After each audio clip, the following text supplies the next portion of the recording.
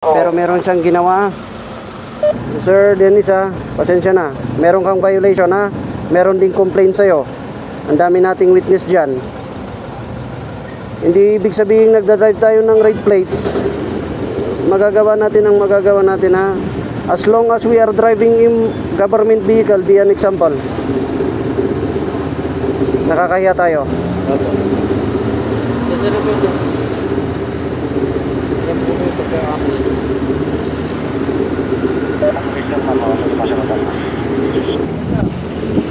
Pasensya ka sa kanya. Pasensya ka sa kanya. Sige na, walang mawawala sa'yo. Okay na sa'yo, sir. Okay na. Oh. Pero wala. ko lang. Okay lang, sir. Di bali, ito-turn over natin sila na ganyan.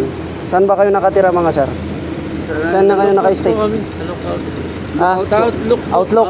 Oh, ang layo pa nun. Or gusto nyo, mga tropa na lang namin magdala sa inyo doon? Hindi po, kaya na po namin. Sure kayo? Hindi na, papikit na si sir. Hindi, siya Hindi na po mag-drive din po. Kasi pasensya na rin sa'yo, sir Ano man nagawa nila, we cannot do other. Thank you, sir. Oh, yan sana ang inisip mo bago mo ginawa yung ganito. Kasi first and foremost, government employee ka, yun ang iisipin natin. Okay? Hindi naman yung Kasi pag nirespeto yung mga civilian, re-respeto yun din tayo.